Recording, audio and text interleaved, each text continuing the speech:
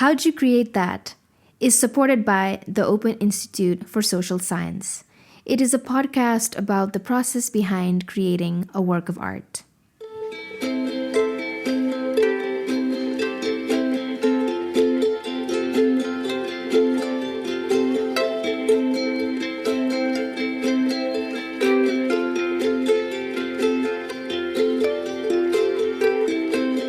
Hello everyone.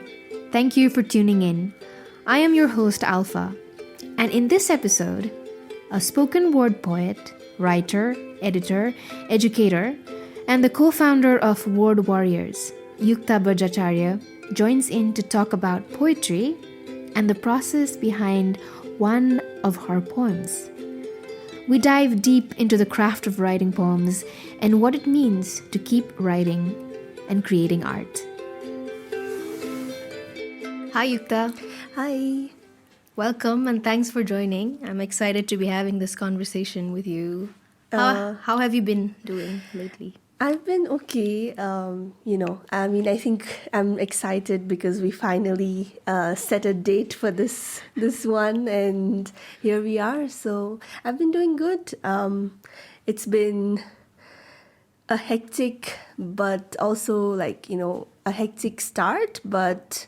Well, no, actually the end of the year was pretty hectic, but now it's pretty slow, so I like it. Yeah, we've been trying to schedule this for a very long time, and yay, we're here. We'll be talking about one of your poems today, and before that, a little bit on the Word Warriors. You are well known as one of the founders of the Word Warriors, a poetry movement that started a few years back, and that's how I got to know you, and I've also performed with the Word Warriors a few times. And I'm curious to know, how did the Word Warriors start? So December 2010 मा चाहिँ एउटा workshop announce गरेको थियो क्युटिजको QC book शपले यो voice your words भन्ने एउटा workshop spoken word slam poetry भनेर होइन अनि त्यति बेला चाहिँ अब it was a very new thing हुन्छ नि यसरी कम्पिटिसन गरेर अनि के गर्ने भनेर and I was really curious about what it is like I was into poetry, but and then they'd also done these like events around Kathmandu where they had poets perform slam or spoken word, and I'd attended those, and I'd really enjoyed. So I was a part of the workshop and the competition, and it was like एकदम छोटो like 2-3 days को program थियो. And after that what happened was you met a lot of young people like yourself who were excited about poetry, and the classroom or the workshop space itself where we were introduced to different elements of spoken word and performance. It was such a magical experience, and I really felt like, when I was performing, I felt very seen and heard, and it was, in a way very special for me. And I'd found other friends for whom it was the same way. So we decided to keep continuing it. अनि हामीले फर्स्टमा सुरु गर्दा त अब let's continue writing end sharing भनेर अनि हुन्छ नि एकदमै स्मल स्केलमा अब कसैको कुनै एउटा ठाउँको टेरेसमा गएर अथवा सम क्याफेमा यतिकै गर्न थाल्यो अनि पछि we started to develop workshops. Different poets came, like Sarah Kay was here. She gave us training on like conducting workshops. So a lot of our workshop modules and pedagogy is based on her training as well. And so like it developed bistare, and 2014 we received like a grant to do a full-fledged poetry program in different spaces in Nepal, like across 8 years. And so this movement more people got involved, and a community was formed. And I think that's the special part about Word Warriors, the way that people came together because of poetry. And now I have like lifelong friends because of it. So that's so lovely to know. about the history. Is there a story behind the name Word Warriors? केही छ like कहाँबाट आयो यो एकदम ब्रेनस्टर्मिङ गरेर हो खास हामीले यतिकै खास क्युटिजको पहिला बुक स्टोर झम्सीखेलमा थियो होइन अनि त्यसको पछाडि त्यो बुक स्टोरको पछाडि चाहिँ एउटा क्याफे थियो अनि त्यो क्याफेमा बसेर हामीले ब्रेनस्टर्म गर्दै के ब्रेनस्टर्म गऱ्यो अनि त्यति बेला चाहिँ गौरव सुब्बा हुनुहुन्थ्यो he is a poet and a rapper as well and he I think came up with it, or we were just discussing. It was like a few of us there, and Ujjwala was there, Byanjana was there. I don't know if I think Pramdai was there. So a few of the people involved with Kyoto's Cove and the initial and then we liked the alliteration, and we called ourselves Word Warriors. Yeah, it sounds really nice. Actually, it has so much weight to it and so many stories over the years. I mean, we sometimes wonder, or I wonder over the years, like maybe we would have made a different choice in the name. Sometimes we felt like it was too like ali akramak, but then it's okay. Yeah, I think it's a very nice name, and now it's a movement that a lot of people know, remember, and I've been a part of. Yeah. Today you'll be reading one of your poems. Can we get a little context and background about it before you begin and read for us? Yeah. The poem is called Body. I mean, it doesn't have a title right now other than that. And it's been about 2 years since I wrote that poem. And I wrote this poem during a residency that I was attending.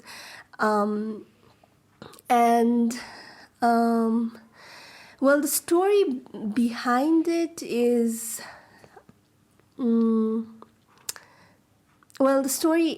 so during the residency, the idea of the residency itself was that you break out, or I wanted to break out of this mold that I'd created for myself. I wanted to experiment. I wanted to bring more playfulness into my practice of writing poetry. So that was what the whole residency was about. And so it was I was in that mindset as well, that I wanted to be playful. I wanted to experiment. I wanted to do something new, Ani, as a part of the residency, there was a spoken word festival in Luzern. So the residency was happening in Luzern in Switzerland, and there was a spoken word festival, Words, that hosted us, right? So they are saying it was one of the days of the festival where I met one of the organizers of the festival, and we started having a conversation. So I was introduced to this poet, Eugen Gomringer, by the organizer, this person that I was talking to. The person I was talking to was also a poet and a writer. And he was talking to me about the movement that Gorminger started and the controversies around it, and the way that he wrote poetry, which was very focused on the word and the sounds of the word, the way that the word sounds. And I actually what remains for me from that conversation is, we talked about a lot of things, and he suggested that I read up on this movement as well. And then the next day of the festival, this person I was talking to, Biat, he actually brought me a translated page on the movement, the poetry movement. And I was really moved by it because the writing on the internet was in German, I think, and so he translated it for me in English, and then the very next day he brought me this like text, and I of course I was really touched by it as well, but also motivated to like read up on this. And actually now I do have the paper somewhere, but I forget what all that I've read. But one thing that really stuck with me was, the way of writing where you focus on the word. Like that idea really stuck with me, thinking about how the word sounds and letting the word lead you. The sound of the word lead the writing. So at least that is what I interpreted from that text. And so that is how I began the exploration of this poem. And yeah, so that's how this poem came to be. That sounds very interesting. Letting the word lead your poem. That's a very interesting idea to work with. So shall we hear your poem? Yeah, sure.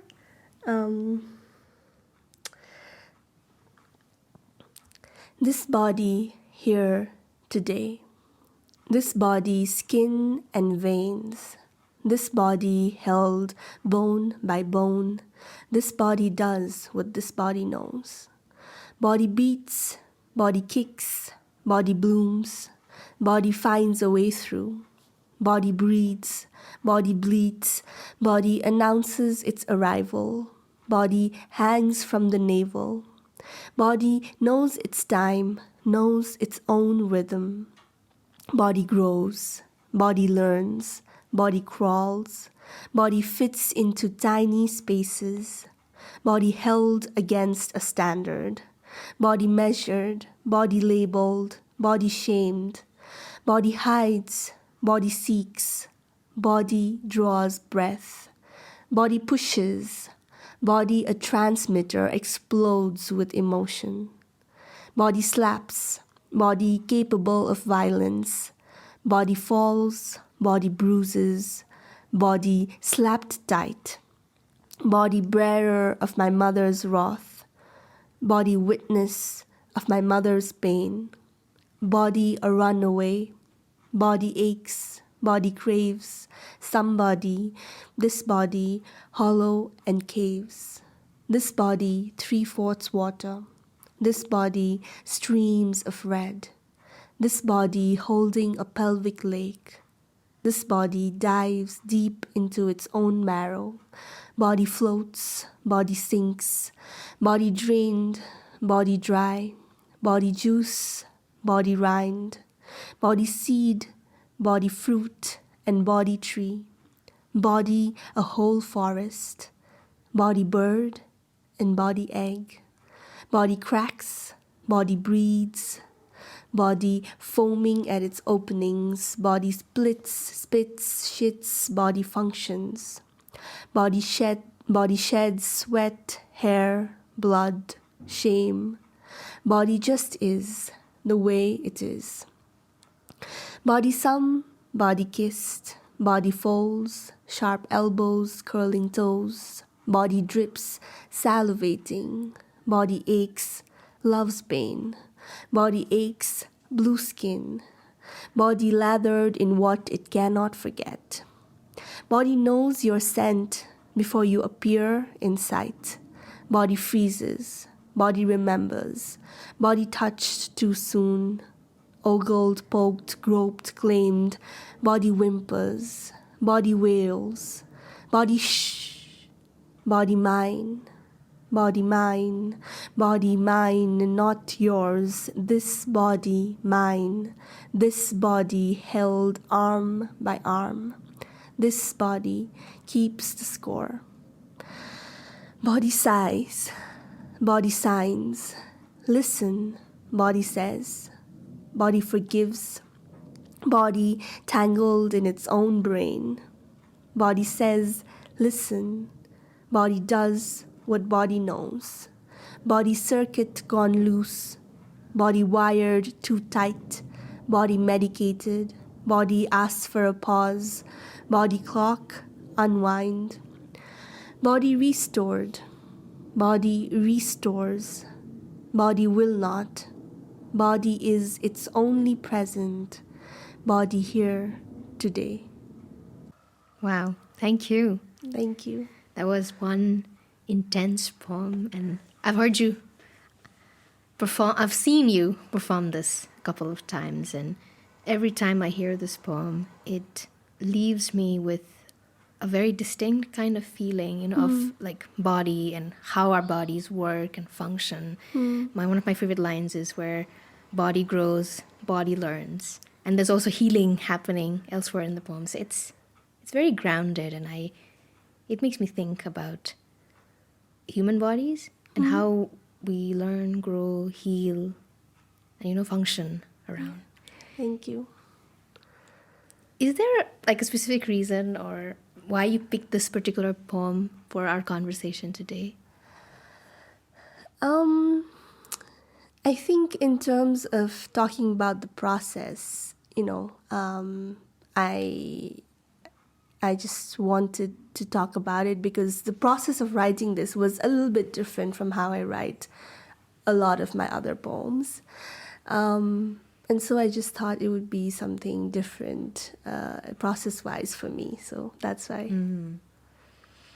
Can you tell us a little bit how you write your other poems and how this is different? Well, with my other poems,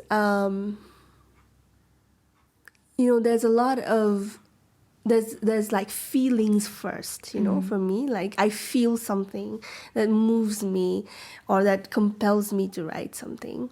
And sometimes it happens in one go. Like I sit down and I write. Nowadays, it rarely happens that way. But sometimes it happens over time where like I carry that feeling, that thought with me, and I sort of put different pieces together, like this image from here, and I sort of build. And like it's in a way it's like I gather images, I gather emotions, I gather lines and put it together in a poem. And it might happen, like I said, त्यो कहिले त्यो बत्ती काट्दा sir cottonबाट धागो निस्किन्छ नि. It might happen that way sometimes, and sometimes it takes like multiple attempts, right? But what I can largely say that it's always been like I've known what to write about, in the sense like there's an incident that I want to play around with, or an image that I want to start with. So even though the writing process will take me to unknown places, there's something that I know that like I want to say. And I think in that sense, this poem was different. Writing this poem was different for me, the process. Like, I knew there would be a lot to say about the body, but I really just started with that word, like body. And I let that word guide me to different possibilities. It didn't have to be one story of the body, or it didn't have to be one way of looking at the body. So that was the process for me. Wow, letting the word guide you. Again, you mentioned the poetry movement about the word guiding the poem, and that's what you did with this particular poem. That sounds like a very interesting idea. I'm going to try it. Like, focus on the word and see where that word can take you. Yeah, almost without giving too much thought, Just like, so that was the first exercise for me in the process of writing this poem, was just to think about, like, I wrote the word body down, and what was the next word that immediately came, to my head? Like, immediately. That's what I wrote. And what did that word that I write, what did that word remind me of, and where did that take me? And sometimes it would be because of the association with the word. Like, for example, if I thought of juice, then maybe I thought of like seed, or maybe I thought of fruit, or maybe I thought of an orange, and then I thought of like, okay, can orange have a body? Like, what kind of body does an orange have? Or, so in that way, I sort of inquired the word body and what it meant to, what the word body could mean in different contexts. And sometimes it was the sound. Like, if I said kick, then, the kick sort of propelled me towards writing some other word down. So, yeah, that was the process that I followed. And it was really fun for me. I was really enjoying the process, which is also why I decided to pick this poem today, because I had a lot of fun writing that poem, or writing this poem. That sounds like super fun. You start with a word, the next word is a chain of thoughts and images. And I think it also helps you approach the craft of poetry a little differently. That's very exciting. Yeah, I'm definitely going to try. Yeah, I'd love to read it and see what you come up with. Yeah, so let's see, hopefully. So how was this process of writing this poem like? Did it take you like multiple days or weeks or maybe even longer?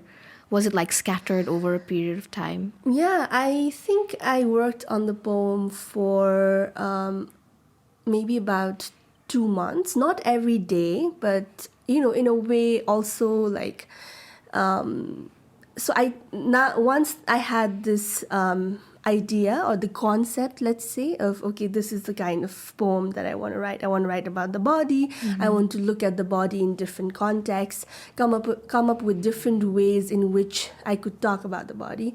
Then I think sometimes like my other interactions would also get influenced by that. So if I was meeting a dancer, for example, then I would, in conversation with them, I would think about, so what are the ways in which they are approaching the body, or from their conversation, what ideas did I get? And not all of it made it into the poem as it is right now.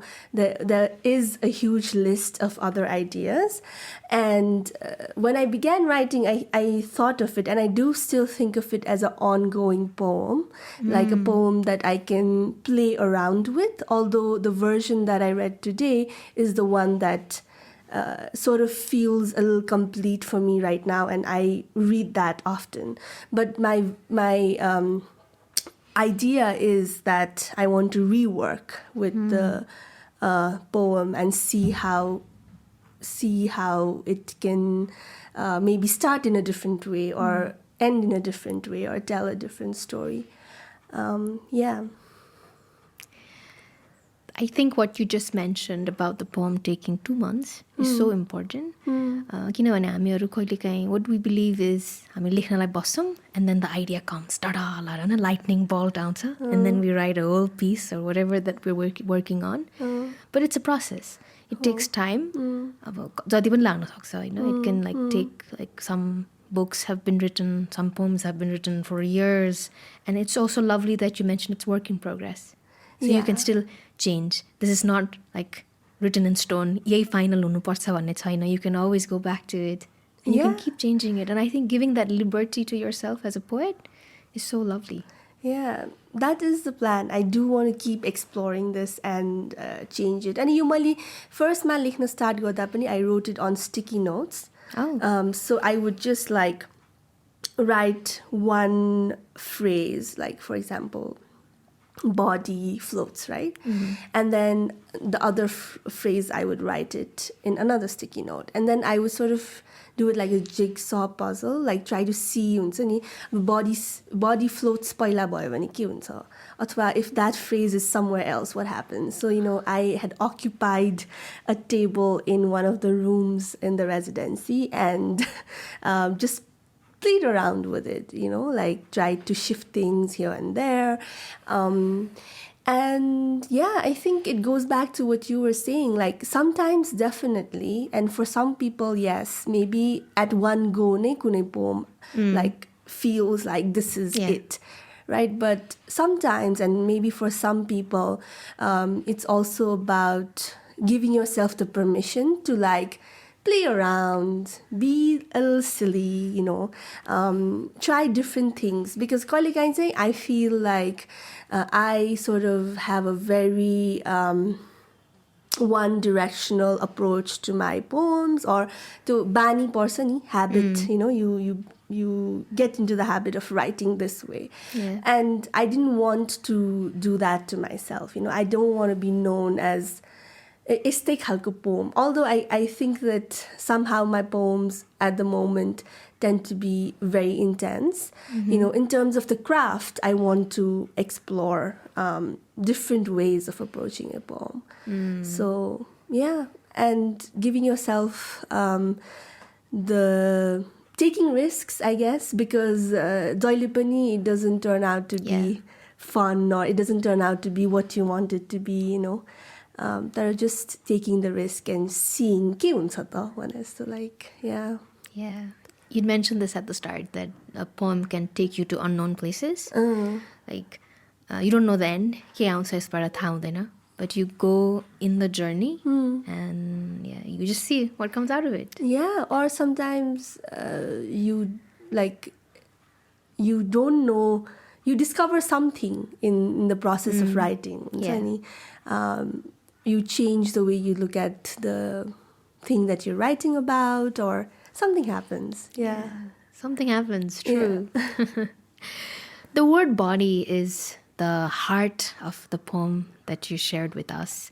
And I did a little research, like I did control find, and then I typed the word body, and it appears exactly 100 times in your poem. And I was wondering, was that a deliberate number you chose, or it just happened? No, actually, I had never thought about how many times I used the word. But it wasn't, like I said, this is an ongoing poem. So I intend to either like shorten it, or either elongate it, or do it in different parts, So the number isn't intentional. So it can keep changing. So the next time you perform it and I see you, there might be like more than 100 or less than 100, depending on how you feel the poem is going to come out. Great. So you've also performed this poem on stage many times. So how does this poem feel on the stage as compared to, when you're reading it or on a page?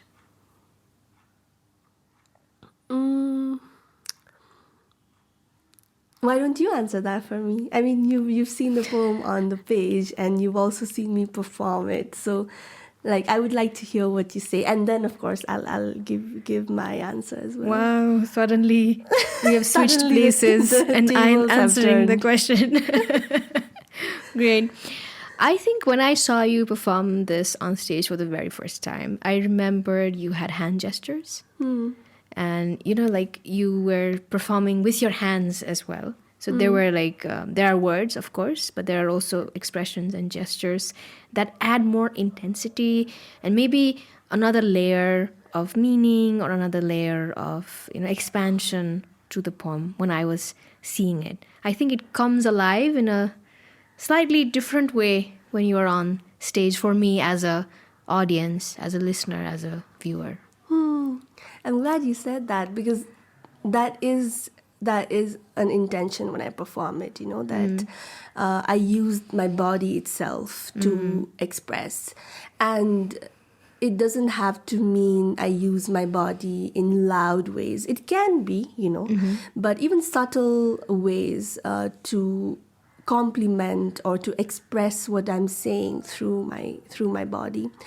For me, the poem is, intense. It talks a lot about the body, and whenever I'm performing any poem, one of the things I do, because I want to share the poem with the same, or with the similar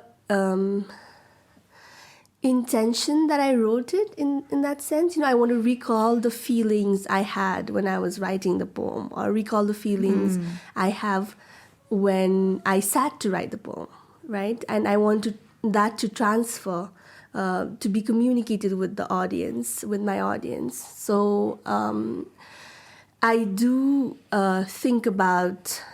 I do take myself back, or I do sort of recall those feelings and let that carry my performance as well. So, whatever I'm talking about, and I do this with my other poems as well. I go back in that sense to what I'm talking, like when the poem was written or why I wrote the poem, and share it. And for me, that's important because I believe that it carries, it's able to communicate the reasons, or there's something non-verbal that communicates, like there's an energy.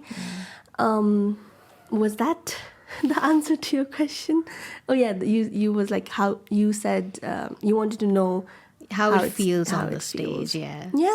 So with the performance, I also again, with performance, there's so much you can do, right? Like you can use body as a musical instrument, you can use other instruments, you can use your facial expression. And I feel like there's so much that I have yet to explore and I want to explore when it comes to performance. For this poem, I actually have had a conversation with a friend of mine who is a theater actor, Gunjan, and I told her, I read the poem out to her, and I sort of had a chat with her before I ever performed this for the first time, and took some tips from her about how I should approach it. And she gave me a very good tip. She told me, let the poem sit in your body, like practice it out loud as if you were putting the words back into your body, or and see how your body reacts, when you just let your body loose and just move around with the poem, and see what naturally your body does when you say those lines, and maybe you'll retain some of it. So that is what I do in my performance. The movements I make, those are like movements I've retained from practicing this poem, and like moving around the room and reciting this poem. So yeah, that's such a wonderful tip. I know. I'm very thankful to Gunjan for that. The words sink in your body, and how your body like naturally reacts, and then maybe retain some of it when you do your performance. Wow, that's a very interesting. So many interesting things to take away from our conversation today. Yeah, and it's I think you learn from different art forms and different people as well. So you mix learnings from different parts, like different fields of art. Yeah, absolutely. Which I would take back to why I love, or why having a community is so important to me, because writing and performing for me cannot happen like in isolation.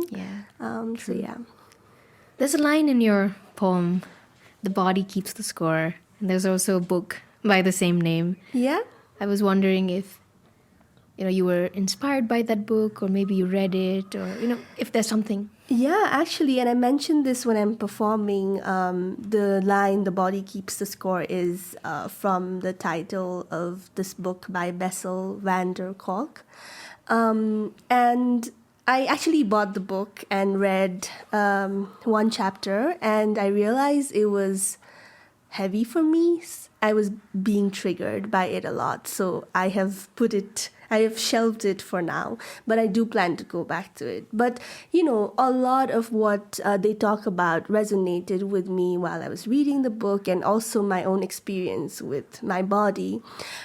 Specifically over the past 3 years, I've realized that my body is not the healthiest in terms of, I have different health issues that surfaced, and that was such a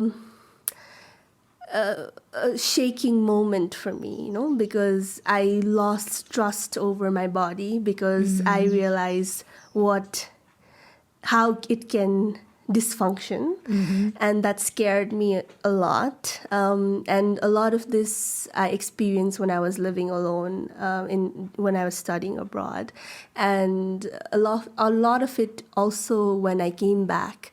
And it's a process of like restoring, that I had to do, like be very careful about certain things. So yeah, it also is about that. But of course, in terms of the body keeps the score, it also is about all the other trauma that your body has gone through. And have you read the book? Not yet. I've Not heard yet. about it. Yeah. Read some essays related to how body stores information. Yeah, And yeah. there's something called muscle memory. Right. Which is what musicians use Yeah. to remember. Yeah. And our body also has memory, because if we take the same route, I remember when I changed my work, and my unconsciously I went up to my old work office instead of elsewhere. Yeah. So yeah, our bodies have memories and they remember. They do, and I also had certain experiences with that that were written into the poem, and in terms of even my current health situation, I sometimes wonder if it's not my past, as in what has happened, the difficulties, the pain, the trauma that the body has to go through or had to go through, that's culminated and made it this way. So yeah, that line is something that sticks to me, and I plan to go back to the book, but I don't feel ready for it yet. That's understandable, and thanks for sharing No worries. your thoughts. Shall we move to the rapid fire now? Okay, sure. So, okay, you don't know what I'm going to ask. Don't worry. I won't be mean, and I'll ask only nice questions. Okay, shall we start? Yeah, sure. Okay. Your go-to poet. My go-to poet. Oh, wow, this is difficult. My go-to poet. Kota, my go-to poet.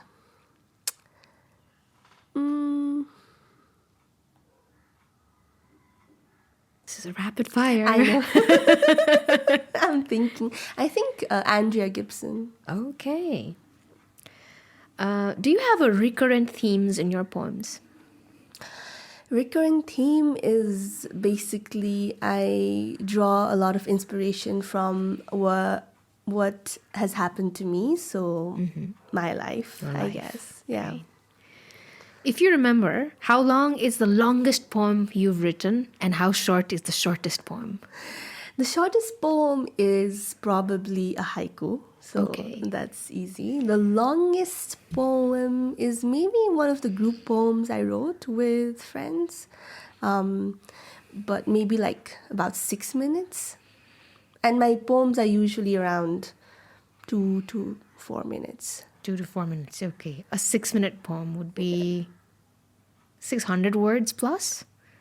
Yeah, I don't Yeah, even know. at I just least. know it by how many words? minutes. Wow, Yeah. great. If a poem could be turned into a movie, which poem would you pick? A poem could be turned into a movie.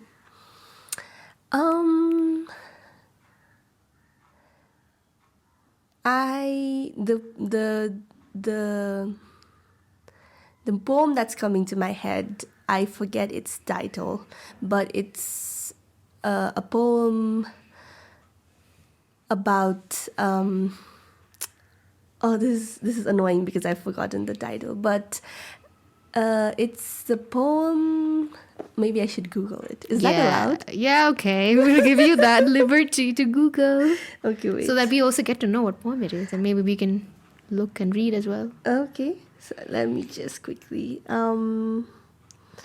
Well, with the time pressure, it's difficult for me to find that poem. But anyways, I will tell you the name once I Google it. But the poem talks about having limited words each day. Mm-hmm. And it's a conversation between two lovers. So yeah, that one. Having limited words to express. You're only allowed to speak 52 words every day, something like that. Wow. So that I is forget the name of the. interesting. Great. Yeah. So Yeah. we'll get to know the name later on. Yeah. Do you have an all-time favorite poem? Do I have an all-time favorite poem? It depends on my mood and my state of being. When I really feel like I need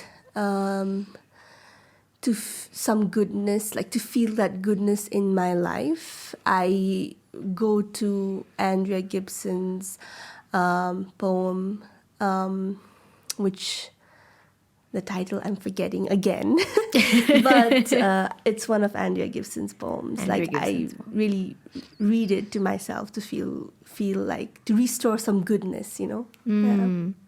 Wow. I would definitely go and read some Andrea Gibson.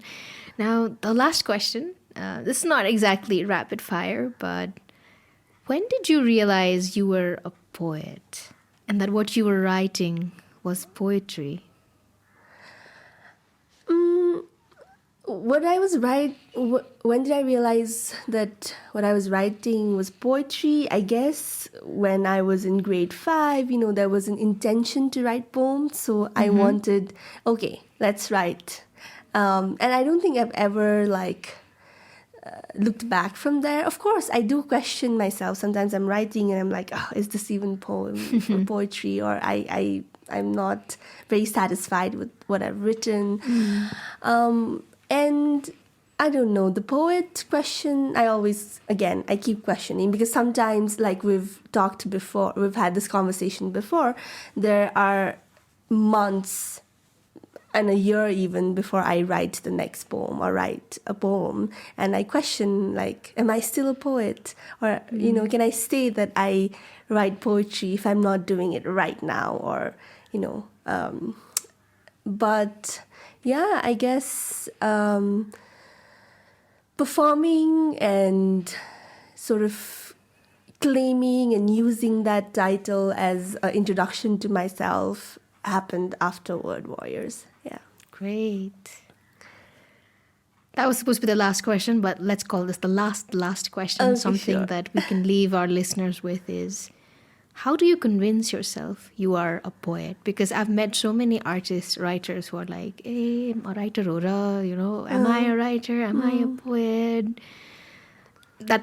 I realize that tends to happen to a lot of people. So how do you convince yourself that you are a poet, and how would you suggest some of our listeners who might be struggling with the same thing convince themselves that yes, they are who they are? Oh, I mean, I enjoy playing with words. I enjoy playing with language. I enjoy writing.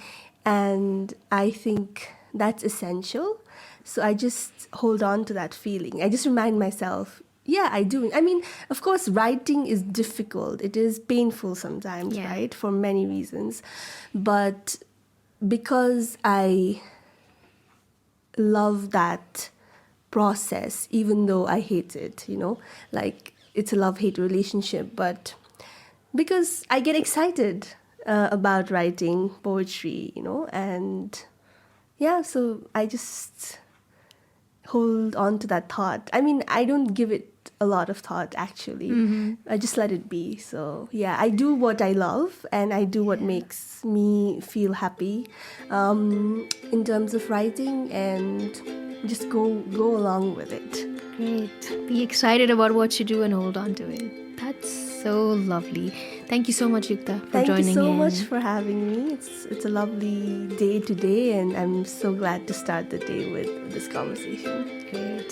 So lovely to hear you, and so many ideas to take away with. I'm going to try all the techniques you've mentioned today the next time I write a poem, and I'm sure a lot of our listeners will do so too. Thank you so much. Thank you. Would love to hear them.